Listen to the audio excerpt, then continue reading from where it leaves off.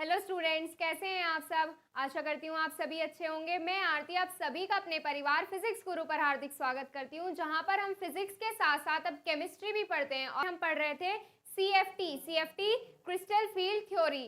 Crystal field theory में इसमें last turn पे हमने किया था फैक्टर्स जो सीएफटी यानी कि सीएफएसई क्रिस्टल फील्ड स्टेबलाइजिंग एनर्जी को इन्फ्लुएंस करते हैं।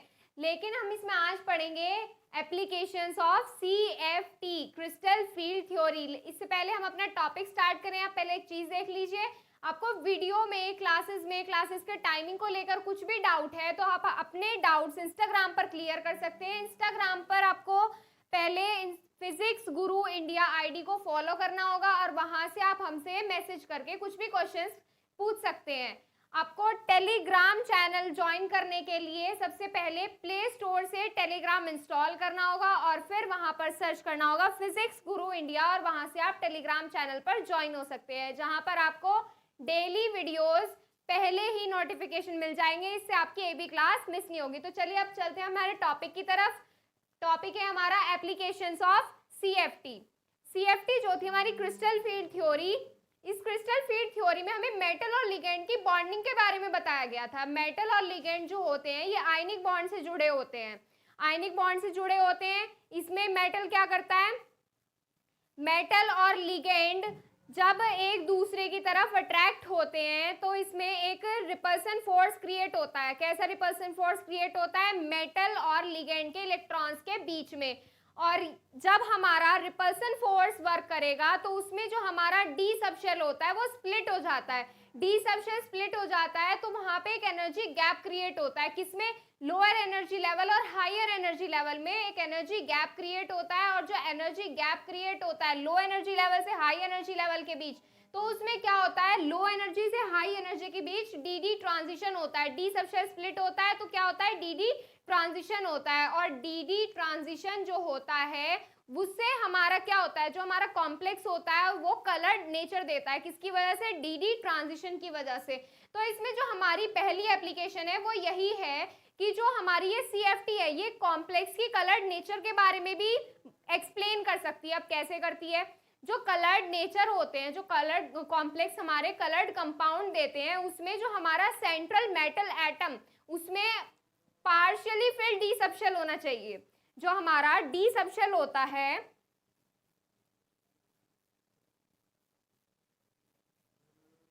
ये हमारा पार्शियली फिल्ड होना चाहिए, मतलब इसमें सारे इलेक्ट्रॉन पेयर्ड नहीं होने चाहिए। इसमें कोई भी 1 हो, 2 हो, 3 हो, 4 हो, कितने भी इलेक्ट्रॉन्स हो, पर एक इलेक्ट्रॉन अनपेयर्ड होना चाहिए। दैट मीन्स हमारा डी सबशेल पार्शियली फिल्ड होना चाहिए। और जब हमारा डी सबशेल पार्शियली फिल्ड होगा तो इसमें क्या होगा, डी ट्रांजिशन, और जो रिस्पॉन्सिबल होगा हमारी कलर्ड नेचर के लिए कॉम्प्लेक्स की। तो चलिए इसमें आप लिखते हैं, पहले इसमें कुछ एग्जाम्पल्स भी करेंगे हम।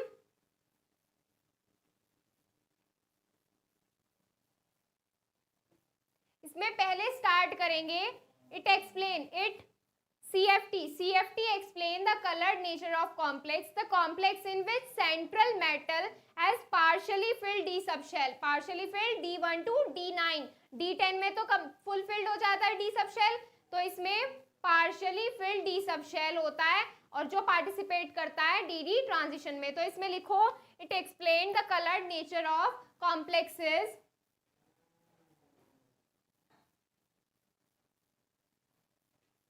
It explains the colored nature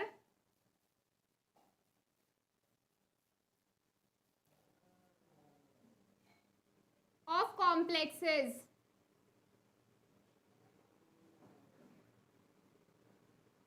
complexes की कलर्ड नेचर के बारे में बताता है। इन कॉम्प्लेक्स, ये the complex in which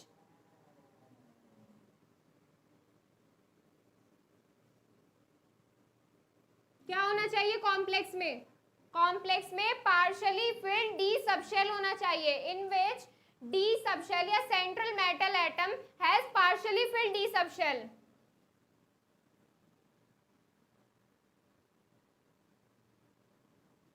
central atom, the complex in which central atom has partially filled d subshell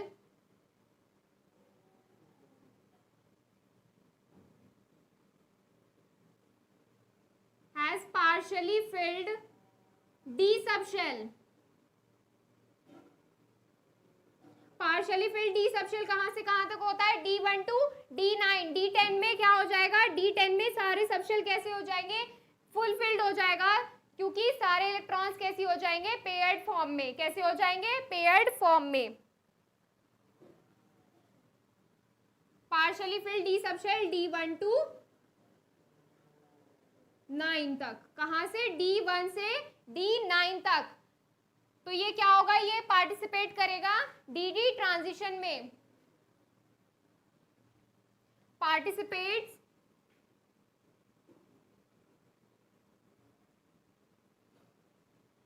in DD transition.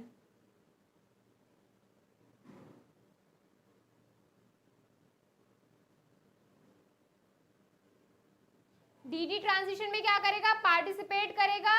और ये इसमें क्या होगा? डीडी ट्रांजिशन में एनर्जी गैप क्रिएट होगा। एंड क्या क्रिएट होगा? Energy gap created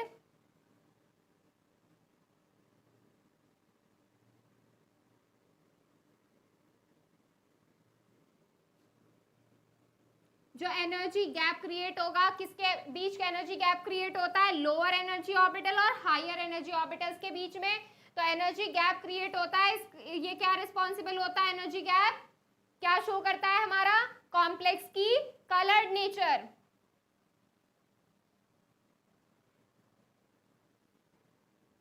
the energy gap created is responsible for the colored nature of complex.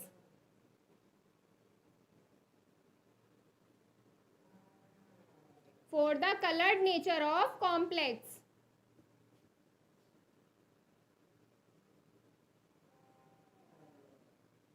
ये चीज क्लियर हो गई। रीजन पता चल गया हमें कि जो कलर्ड नेचर होते हैं कैसे क्यों शो करते हैं? क्योंकि कलर्ड नेचर शो करने के लिए हमारा डी सबशेल कैसा होना चाहिए? पार्शियली फिल्ड, यानी कि वो फुल फिल्ड नहीं होना चाहिए, उसमें सारे इलेक्ट्रॉन्स पेयर्ड फॉर्म में नहीं होने चाहिए। पार्शियली फिल्ड डी सबशेल होगा तो इसमें क्या होगा? डीडी ट्रांजिशन होगा। डीडी ट्रांजिशन होगा तो लो एनर्जी लेवल और हाई एनर्जी लेवल के बीच क्या क्रिएट होगा? एनर्जी गैप क्रिएट होगा, और जो रिस्पॉन्सिबल होता है कॉम्प्लेक्स की कलर्ड नेचर के लिए। तो ये चीज क्लियर हो गई। अब इसमें एक एग्जाम्पल देखेंगे। एग्जाम्पल के बेसिस पे बिल्कुल क्लियर हो जाएगा कि कैसे जो कॉम्प्लेक्स होते हैं कलर नेचर शो करते हैं। तो अब इसमें देखिए, इसमें एक क्वेश्चन देखिए, जो हमारे इसमें दो कॉम्प्लेक्सेस दे दिए। कौन कौन से? SeH2O का 6+3 और TiH2O का 6+3। तो ये हमारे दो कॉम्प्लेक्सेस दे दिए। अब इसमें दे दिया है जो फर्स्ट वाला कॉम्प्लेक्स है ये कलरलेस है, और जो सेकंड वाला कॉम्प्लेक्स है ये कलर्ड है। हमें बताना है कि ये क्यों होते हैं और रीजन क्या है, हमें ये बताना है। तो इसमें हम क्या करेंगे? सबसे पहले इसमें मेटल का क्या करते हैं? कॉन्फ़िगरेशन करते हैं। मेटल का क्या करेंगे? कॉन्फ़िगरेशन करेंगे। फिर डी सबशेल देखेंगे उसमें कि डी सबशेल जो है हमारा पार्शियली फिल्ड है या फुल फिल्ड है, और फिर उसके बेसिस पर हम उसकी कलर्ड नेचर बताते हैं। तो सबसे पहले क्या करेंगे? हम Sc का इलेक्ट्रॉनिक कॉन्फ़िगरेशन करेंगे।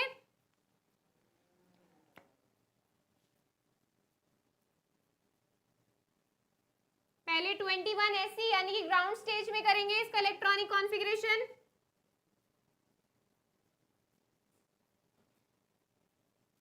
ग्राउंड स्टेज में जब 21 Sc का इलेक्ट्रॉनिक कॉन्फ़िगरेशन करेंगे तो लास्ट कॉन्फ़िगरेशन क्या आता है? 4s2 3d1 आ जाएगा। देखो कैसे आएगा? 1s2 2s2 2p6 3s2 3p6 4s2 और 3d1। ये हो गया Sc का। अब क्या करेंगे? इसकी +3 ऑक्सीडेशन स्टेट के लिए, यानी कि इसकी आयनिक स्टेज के लिए या एक्साइटेड स्टेज के लिए इलेक्ट्रॉनिक कॉन्फ़िगरेशन करेंगे। एक्साइटेड स्टेज में इसका इलेक्ट्रॉनिक कॉन्फ़िगरेशन करो, इलेक्ट्रॉन रिमूव होंगे आउटर मोस्ट शेल में से। क्या हो जाएगा? 1s2 2s2 2p6 3s2 3p6। Outer shell ये है हमारा, जो हमारा आउटर मोस्ट शेल है इसमें से इलेक्ट्रॉन्स रिमूव हो जाएंगे। तो 4s में कितने इलेक्ट्रॉन्स हैं? 2 इलेक्ट्रॉन्स हैं, और यहाँ से हमें कितने इलेक्ट्रॉन्स रिमूव करने हैं, यहाँ से हमें 3 इलेक्ट्रॉन्स रिमूव करने हैं, तो 2 इलेक्ट्रॉन्स तो इसमें से रिमूव हो जाएंगे और 1 इलेक्ट्रॉन 3d वाले में से रिमूव हो जाएंगे। तो इसका मतलब क्या हो गया, ये दोनों जो हमारे सबशेल्स हो गए ये हमारे रिमूव हो जाते हैं। क्या हो जाते हैं, रिमूव, क्योंकि इसमें एक भी इलेक्ट्रॉन नहीं होता है। तो इनको ऐसे लिख लीजिए 4s0 और 3d0, मतलब इनमें एक भी इलेक्ट्रॉन नहीं है, या फिर इन्हें आप लिखिए ही मत। तो ये तो हो गया हमारा किसका, 21sc का। अब क्या करेंगे, हम करेंगे Ti22 टाइटेनियम। इसका भी पहले ग्राउंड स्टेज में करेंगे, ग्राउंड स्टेज में करेंगे तो क्या आ जाएगा, 1s2 2s2 2p6 3s2 3p6 4s2 और 3d2। और इसका क्या करेंगे, अब हम इसका ऑक्सीडेशन का, इसकी इलेक्ट्रॉनिक कॉन्फ़िगरेशन करेंगे +3 ऑक्सीडेशन स्टेट के लिए। किसके लिए, +3, यानी कि 22Ti+3 के लिए। 22Ti+3 के लिए करेंगे तो क्या आ जाएगा, 1s2 2s2 2p6 3s2 3p6 4s0 3d1। क्या आ जाएगा, 4s0 3d1, या 4s वाला हटा दीजिए। अब ये कैसे हुआ, यहाँ पे कितने +3 है, यहाँ पे कितना चार्ज है, +3। इलेक्ट्रॉन्स रिमूव किससे होते हैं, आउटर मोस्ट शेल से। आउटर मोस्ट शेल में कितने इलेक्ट्रॉन्स है, 2 इलेक्ट्रॉन्स है, तो 2 इलेक्ट्रॉन्स तो इससे रिमूव हो जाएंगे और 1 इलेक्ट्रॉन किससे रिमूव होगा, 3d2 से। तो 1 इलेक्ट्रॉन रिमूव हो जाएगा तो क्या आ जाएगा, 3d1। अब इसमें आप देख के खुद बता सकते हो कि जो हमारा ये कॉम्प्लेक्स है ये कलरलेस क्यों है, और ये जो हमारा सेकेंड वाला Ti वाला कॉम्प्लेक्स है ये हमारा कलर्ड क्यों है। इसमें जो फर्स्ट वाला देखो, इसमें Sc में, क्या इसमें भी कहीं भी डी सबशेल पार्टिसिपेट कर रहा है, इसमें खुद देखिए और बताइए। जो हमारा डी सबशेल है Sc के लिए, इस वाले कॉम्प्लेक्स के लिए, क्या कलर्ड नेचर शो कैसे करेगा ये, क्योंकि इसमें एक तो डी सबशेल ही नहीं है। जब इसमें डी सबशेल नहीं है तो इसमें डी ट्रांजिशन नहीं होगा, डी ट्रांजिशन नहीं होगा तो इसमें एनर्जी गैप क्रिएट नहीं होगा, एनर्जी गैप क्रिएट नहीं होगा तो कॉम्प्लेक्स कैसी नेचर शो करेगा, कलरलेस, या इसको व्हाइट भी बोल सकते हैं। क्या बोल सकते हैं, कलरलेस या व्हाइट। जो हमारा सेकंड वाला कॉम्प्लेक्स है, सेकंड वाला कॉम्प्लेक्स कौन सा, ये हमारा ये वाला है TiH2O का 6+3। ये जो कॉम्प्लेक्स है हमारा, जब हमने इसका ऑक्सीडेशन स्टेट में कॉन्फ़िगरेशन किया तो जो हमारे डी सबशेल है इसमें कितने इलेक्ट्रॉन पार्टिसिपेट कर रहे हैं, इसमें हमारा 1 इलेक्ट्रॉन पार्टिसिपेट कर रहा है। इसका मतलब क्या है, जो हमारा डी सबशेल है वो कैसा, पार्शियली फिल्ड है, इसमें डी सबशेल पार्टिसिपेट कर रहा है। डी सबशेल क्या कर रहा है, इसमें पार्टिसिपेट कर रहा है। कितने इलेक्ट्रॉन है, 1 इलेक्ट्रॉन है, 1 इलेक्ट्रॉन है तो कैसी नेचर शो कर, इसमें क्या होगा, डी ट्रांजिशन होगा, डी ट्रांजिशन होगा तो एनर्जी गैप क्रिएट होगा, और एनर्जी गैप क्रिएट होगा तो कॉम्प्लेक्स कैसा होगा हमारा, कलर्ड होगा। तो ये हो गया हमारा रीजन कि जो हमारा कुछ कॉम्प्लेक्स जो होते हैं कलरलेस नेचर की शो करते हैं, या तो उनका डी सबशेल फुलफिल्ड होता है या डी सबशेल हमारा पार्टिसिपेट ही नहीं करता। जैसे इसमें ये डी सबशेल हमारा पार्टिसिपेट ही नहीं कर रहा है। और जो हमारे कॉम्प्लेक्स कलर्ड नेचर शो करते हैं वो क्यों करते हैं, क्योंकि उनका जो डी सबशेल पार्टिसिपेट करता है, पार्टिसिपेट करेगा तो डी ट्रांजिशन होगा। डी ट्रांजिशन कब होगा, जब हमारा डी सबशेल पार्शियली फिल्ड हो। कैसा हो, partially filled, partially filled, D transition then energy gap create होगा, एनर्जी गैप क्रिएट होगा तो कॉम्प्लेक्स कलर्ड नेचर शो करेगा। तो इसके एग्जांपल को आप नोट कर लीजिए। इसमें आगे बात करते हैं, आगे क्या है इसमें हमारा पॉइंट 2। पॉइंट 1 तो हो गया कलर्ड नेचर के लिए। जो पॉइंट 2 में क्या है हमारा, जो पॉइंट 2 है उसमें हम अनपेयर्ड इलेक्ट्रॉन से किसी भी कॉम्प्लेक्स की पैरामैग्नेटिक या मैग्नेटिक बिहेवियर बता सकते हैं। कैसे बता सकते हैं, जो हमारे डी सबशेल में या सेंट्रल मेटल एटम, जो सेंट्रल मेटल एटम होता है उसमें जो हमारा डी सबशेल पार्टिसिपेट करता है, अगर उसमें अनपेयर्ड इलेक्ट्रॉन्स होते हैं, चाहे 1 हो 2 हो 3 हो 4 हो या 5 हो, कितने भी अनपेयर्ड इलेक्ट्रॉन्स हो, अगर उसमें अनपेयर्ड इलेक्ट्रॉन्स होते हैं तो वो कैसा होता है, वो हमारा मैग्नेटिक फील्ड में अट्रैक्ट होता है। मैग्नेटिक फील्ड में अट्रैक्ट होगा तो वो एटम जो होता है हमारा वो पैरामैग्नेटिक बिहेवियर शो करता है। कैसा बिहेवियर शो करेगा, पैरामैग्नेटिक। कोई भी हमारा सेंट्रल एटम ले लीजिए, कोई भी हमारा मेटल एटम है, अगर उसमें कैसे है, अगर उसमें अनपेयर्ड इलेक्ट्रॉन है, किसमें, डी सब शेल में, डी सब शेल में कैसे हो, अनपेयर्ड इलेक्ट्रॉन्स हो, डी सब शेल में अनपेयर्ड इलेक्ट्रॉन्स, अगर उसमें डी सब शेल में अनपेयर्ड इलेक्ट्रॉन्स होते हैं तो वो क्या होता है, मैग्नेटिक फील्ड में अट्रैक्ट होता है, क्या होता है, मैग्नेटिक फील्ड में अट्रैक्ट होगा, क्या होगा, मैग्नेटिक फील्ड में अट्रैक्ट होगा, और कैसी नेचर शो करेगा, पैरामैग्नेटिक,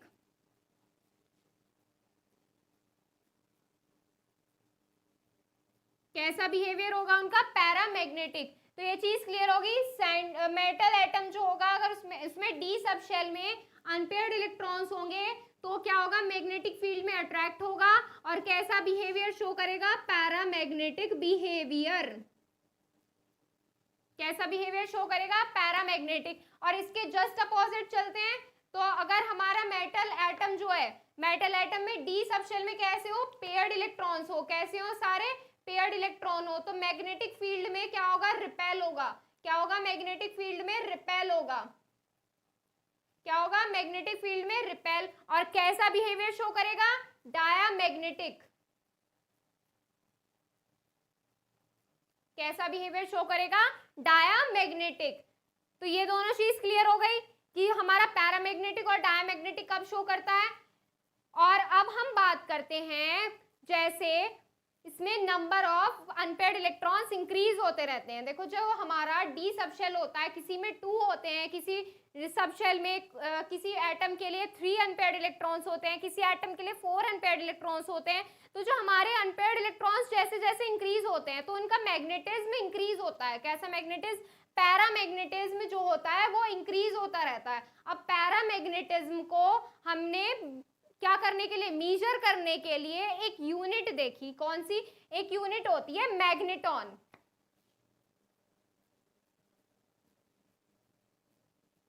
मैग्नेटॉन यूनिट से जो हमारा है पैरामैग्नेटिक बिहेवियर होता है, पैरामैग्नेटिज्म होता है, वो मेजर कर सकते हैं। और ये बोहर ने दी थी, तो इसलिए इसका नाम क्या रख दिया, इसलिए इसका नाम रख दिया था बोहर मैग्नेटॉन।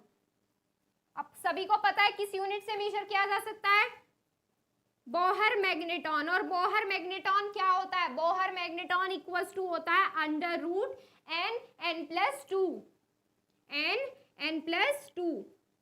तो ये होता है बोहर मैग्नेटॉन। और आप सभी को पता है यहाँ पे n क्या होते हैं, n होते हैं नंबर ऑफ अनपेयर्ड इलेक्ट्रॉन्स। तो ये हो गया हमारी इसमें सेकेंड एप्लीकेशन। तो इसमें हम लिखेंगे पैरामैग्नेटिक बिहेवियर के लिए, किसके लिए लिखेंगे, पैरामैग्नेटिक या डायामैग्नेटिक बिहेवियर के लिए। तो इसमें स्टार्टिंग कैसे करेंगे, the complex in which central metal atom has unpaired electron are paramagnetic.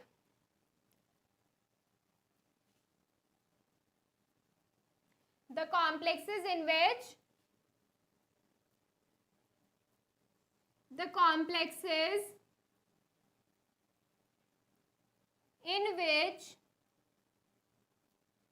central metal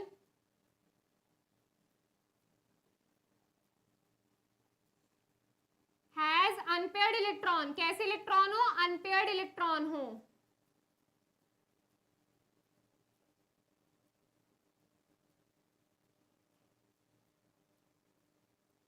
are attract by magnetic field. कैसे अट्रैक्ट कैसे होते हैं, मैग्नेटिक फील्ड में, are attract in magnetic field.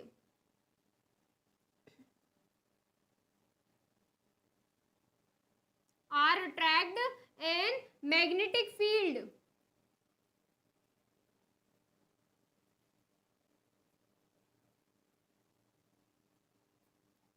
Magnetic field में अट्रैक्ट होते हैं और कैसा बिहेवियर शो करते हैं, paramagnetic and paramagnetic in nature and shows paramagnetic behavior and represents या shows paramagnetic behavior।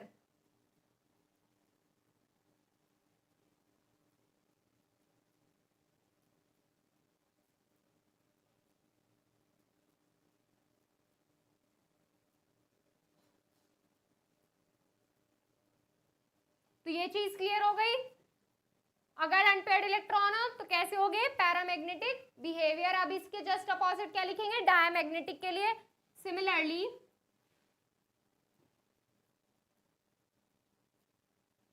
The complexes in which central metal has paired electrons,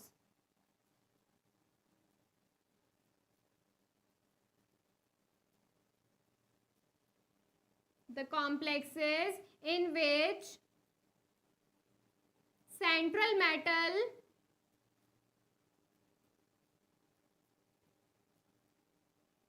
has paired electrons, कैसे electron हो सब पेयर्ड, या डी सब shell कैसा है, फुलफिल्ड है। Paired electrons कैसे होंगे, मैग्नेटिक फील्ड में क्या होंगे, रिपेल होंगे, are repel by magnetic field, क्या होंगे, मैग्नेटिक फील्ड में रिपेल होंगे।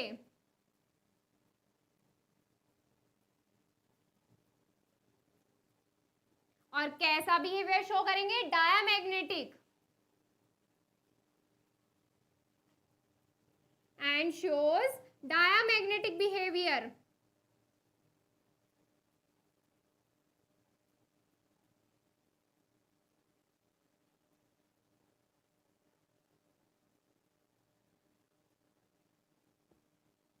डायमैग्नेटिक बिहेवियर शो करेंगे। अब क्या बताएंगे, जो इनका पैरामैग्नेटिज्म होता है वो इंक्रीज होता रहता है, किसके साथ, नंबर ऑफ अनपेयर्ड इलेक्ट्रॉन्स के साथ।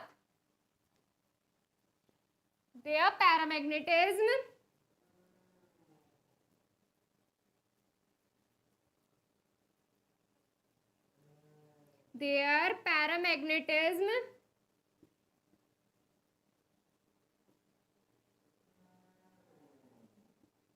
इंक्रीजेस, पैरामैग्नेटिज्म क्या होता है, इंक्रीज होता है with the number of unpaired electrons, with the number of unpaired electrons.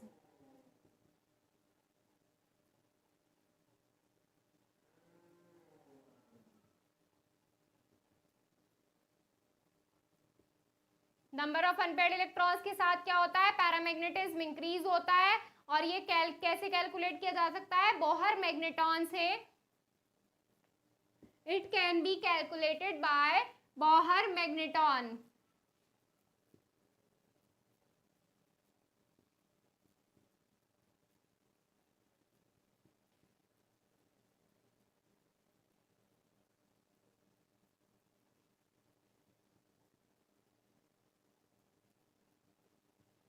It can be calculated by the term Bohr magneton. It can be calculated by the term Bohr magneton, और वो term क्या होती है, Bm is equal to under root n plus 2, where n equals to number of unpaired electrons, where n equals to number of unpaired electrons। तो यहां से क्या कर सकते हैं, यहां से हम किसी भी सेंट्रल मेटल एटम के लिए हम पैरामैग्नेटिज्म मेजर कर सकते हैं, किस यूनिट से, इस टर्म से, under root n plus 2, where n equals to number of unpaired electrons. तो ये पैरामैग्नेटिज्म और डायमैग्नेटिज्म वाला क्लियर हो गया। अब इसमें आगे हम करेंगे और ज्यादा, तो पहले आप इसका स्क्रीनशॉट ले लीजिए, इसमें आगे हम नेक्स्ट पॉइंट करेंगे। तो इसमें थर्ड पॉइंट देखिए, जो नेक्स्ट है हमारा, इसमें क्या है, थर्ड पॉइंट। थर्ड पॉइंट में क्या बताया गया है, जो हमारे ऑक्टाहेड्रल कॉम्प्लेक्सेस होते हैं, अभी हमने क्या पढ़े थे, ऑक्टाहेड्रल कॉम्प्लेक्सेस भी पढ़े थे, उसमें जो हमारी सिमेट्री और एसिमेट्री थी, किसमें, मेटल और लिगेंड के बीच जो बॉन्ड था उसमें सिमेट्री और एसिमेट्री थी, वो किसके बेसिस पर एक्सप्लेन की गई थी, हमने वो एक्सप्लेन की थी हमने जॉन टेलर इफेक्ट के बेसिस पर। तो इसमें क्या लिखेंगे हमारा next point, John Teller effect के बेसिस पर हमने क्या एक्सप्लेन किया था, ऑक्टाहेड्रल कॉम्प्लेक्स में सिमेट्री और एसिमेट्री। सिमेट्री एसिमेट्री क्या होती थी, एक बार आपको फिर से बता देती हूँ। जो ये हमारा क्या होता था, सेंट्रल मेटल एटम, सेंटर में हमारा मेटल होता था, और यहाँ पे क्या होते थे हमारे लिगेंड्स, क्या होते थे यहाँ पे ligands,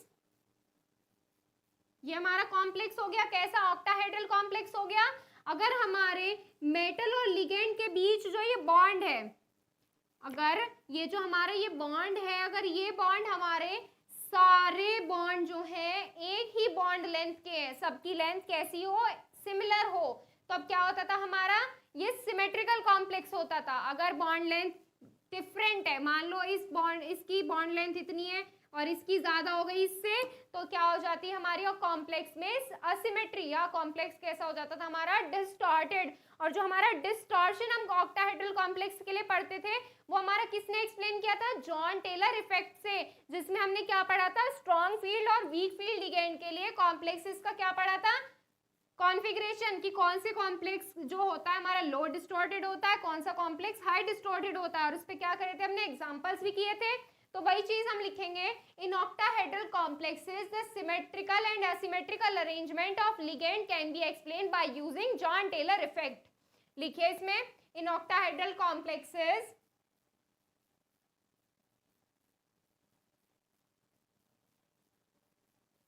in octahedral complexes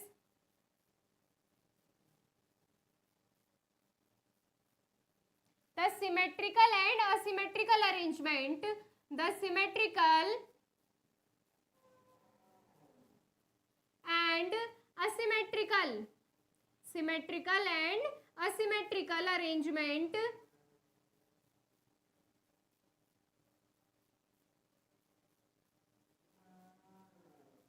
symmetrical and asymmetrical arrangement of ligand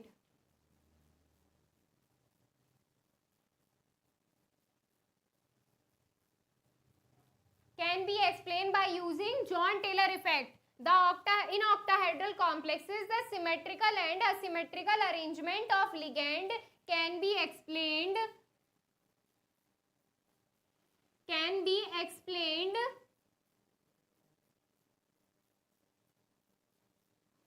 by using John Taylor effect. By using John Taylor effect.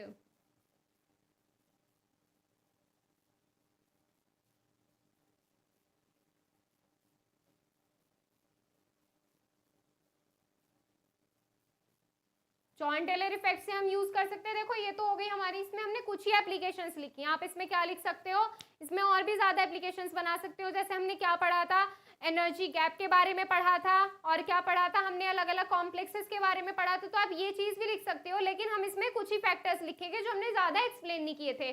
तो इसमें CFT जब आप खोल के देखोगे तो उसमें हमने लास्ट वाले 2 पॉइंट्स में क्या लिखवाया था, जो हमारे मेटल और लिगेंड के बीच का बॉन्ड होता है वो कैसे, वो भी एक्सप्लेन किया गया था।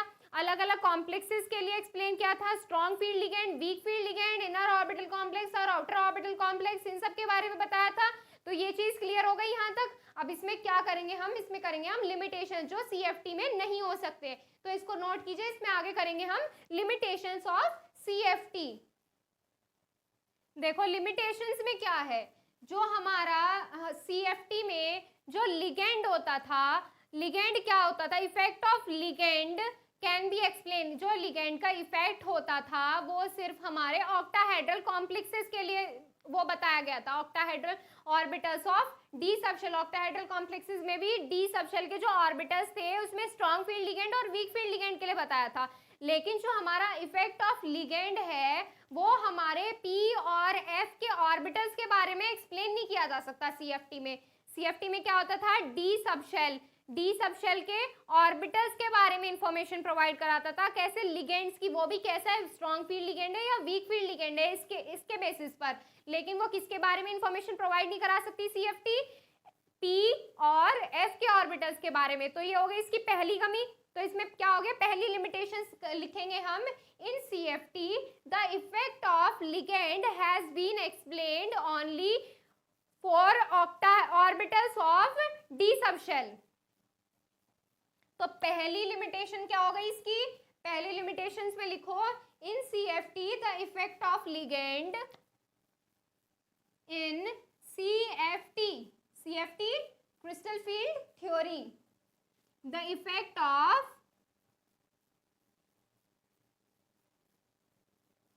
ligand. The effect of ligand has been explained. The effect of ligand has been explained. किसके लिए एक्सप्लेन किया था? डी सब शेल के ऑर्बिटल्स के लिए. ओनली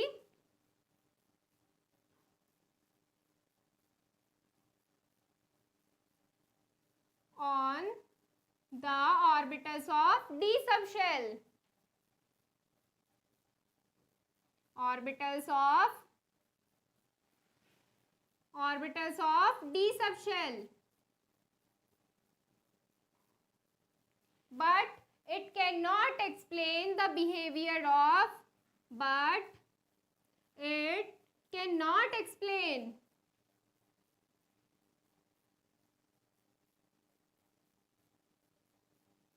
the behavior of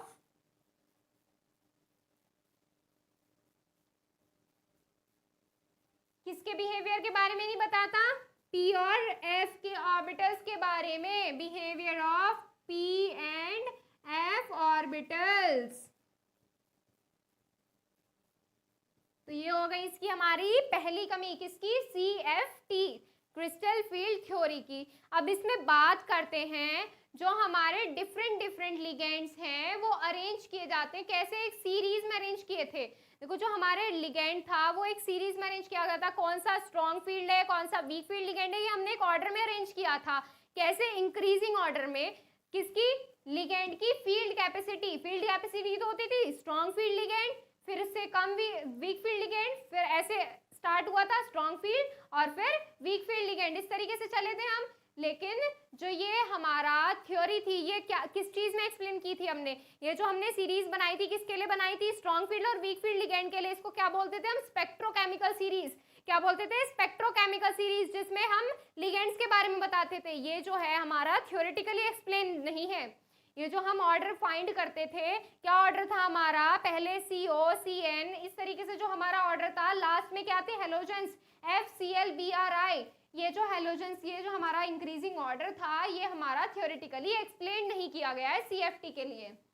तो इसमें सेकंड पॉइंट जो होगा हमारा यही होगा कि जो हमारी CFT स्पेक्ट्रोकेमिकल सीरीज वाला जो हमारा ऑर्डर था वो थ्योरेटिकली एक्सप्लेन नहीं है. Different ligands are arranged in a series. तो इसमें पहले लिखो different ligands are arranged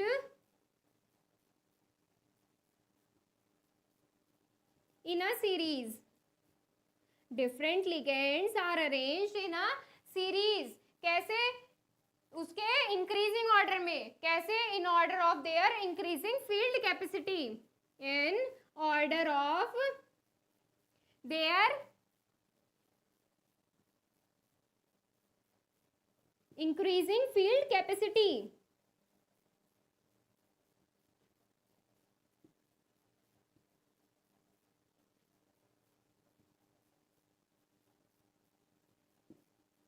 increasing field capacity के में ऑर्डर होता था जो हमारा ऑर्डर होता था. पर ये कैसा है? हमारा थ्योरेटिकली एक्सप्लेन नहीं है. But it can not be theoretically explained. कैसा एक्सप्लेन नहीं है? थ्योरेटिकली.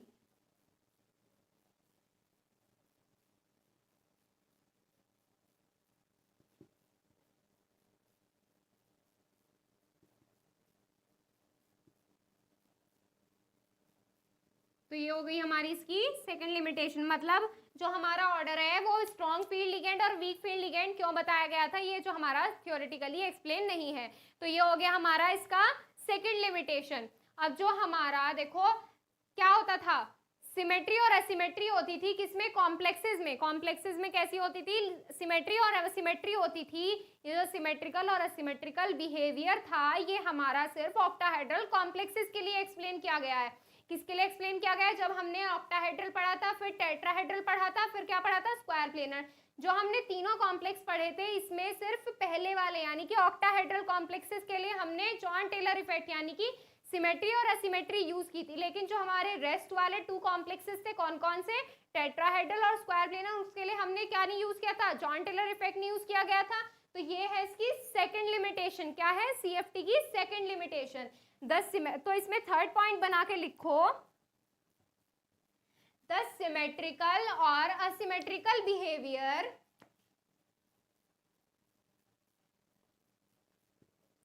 द सिमेट्रिकल और asymmetrical behaviour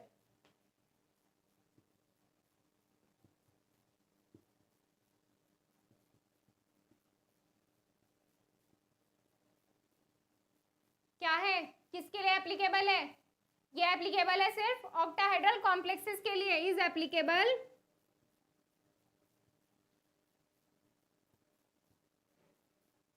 only in octahedral complexes.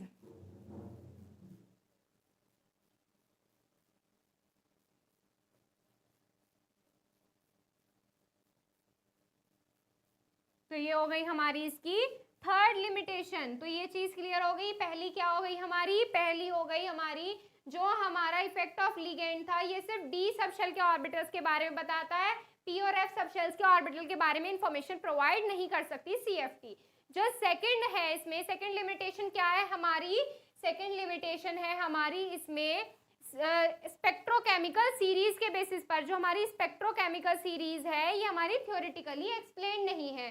तो थर्ड क्या हो गई इसमें हमारी, थर्ड लिमिटेशन हो गई इसमें हमारी, जो हमारा सिमेट्रिकल और असिमेट्रिकल बिहेवियर था किसका, लिगेंड कार मेटल के बीच में सिमेट्रिकल और असिमेट्रिकल बिहेवियर था, ये सिर्फ ऑक्टाहेड्रल कॉम्प्लेक्सेस के लिए ही एप्लीकेबल है, ये हमारे टेट्राहेड्रल और स्क्वायर प्लेनर कॉम्प्लेक्सेस में एप्लीकेबल नहीं है। तो यहाँ पे खत्म होती है हमारी CFT, और CFT खत्म होने के साथ साथ कंप्लीट होता है हमारा ये वाला चैप्टर भी। तो ये चैप्टर हो गया हमारा यहाँ पे कंप्लीट। इसमें हमने क्या क्या पढ़ा, CFT पढ़ी है, फिर हमने क्या पढ़ा है, हमने स्प्लिटिंग ऑफ डी सबशेल किसके लिए पढ़ा है, ऑक्टाहेड्रल के लिए पढ़ा है, टेट्राहेड्रल के लिए पढ़ा है, स्क्वायर प्लेनर के लिए पढ़ा है, तीनों के लिए हो गया। तीनों में क्या क्या देखा हमने, एनर्जी गैप भी पढ़ी। एनर्जी गैप क्या होती थी, एनर्जी गैप ऑक्टाहेड्रल के लिए होती थी कितनी, DQ is equal to 10 delta, यही होती थी 10 डेल्टा, और क्या 10 डेल्टा नॉट। ऑक्टाहेड्रल के लिए क्या बना देते, डेल्टा O, और टेट्राहेड्रल के लिए क्या होती थी, delta T is equal to क्या होती थी 0.45 डेल्टा नॉट, और स्क्वायर प्लेनर के लिए होती थी 1.3 डेल्टा नॉट। तो ये चीज क्या पढ़ी थी हमने, इनकी स्प्लिटिंग एनर्जी।